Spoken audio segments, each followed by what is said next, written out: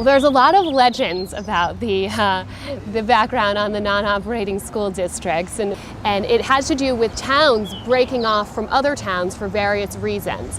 In the case here in Haddonfield, Tavistock separated from Haddonfield because there's two backstories here on this.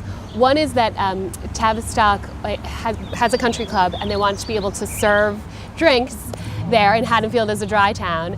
And the second is that Tavistock wanted to be able to allow golf at the country club, and that golf wasn't allowed to be played on Sundays in Haddonfield. And so the town separated it off, and in so doing created another school district. And yet, over time, the students from Tavistock started coming back to Haddonfield.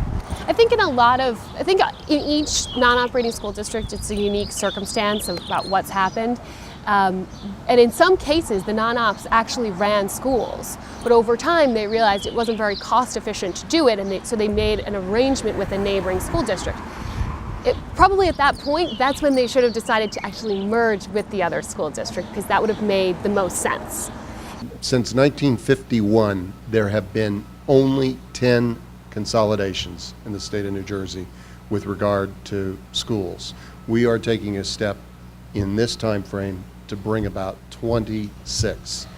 Think about Maryland. Maryland has 24 school districts, and it has almost the same performance, not quite as good, but almost the same performance as we have in the state of New Jersey.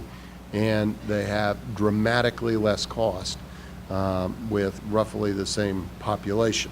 We have about 22,000 members throughout the state, and on behalf of them, I want to thank the governor and thank all of you for the opportunity to publicly support consolidation and regionalization. It's a business issue, and we need to do this for the taxpayers of the state, but also it improves quality for the state, for the students, for the users of government services. We have too many school districts, and we need to start chipping away at this, and this bill represents a great first step to do just that. And not even that, it gives the Commissioner of Education and the state the power to soften any possible negative impacts of a consolidation and do it the right way so that it's the best, again, for the students, for the taxpayers, for the people of New Jersey. I'm a school teacher in a very small school district in Cumberland County. And we are actually going through this process. And to actually feel the emotions and the pain of actually merging schools, they need a tool, and this piece of legislation gives them the tool and shows them how they can do it, and do it with respect to all parties involved. We've gotten a lot of pushback from folks who say, don't fix this, it's not broken. We've got an arrangement, we like our arrangement. The good thing about this bill is that it keeps the arrangement in terms of the educational placement of the students, but it's getting rid of those non-operating districts, so therefore it's getting rid of any of the administrative costs that are incurred by those non-operating districts, including things like a part-time business administrator, or maybe someone who figures out the busing schedule, positions along those lines. So I think this is a very, very important step.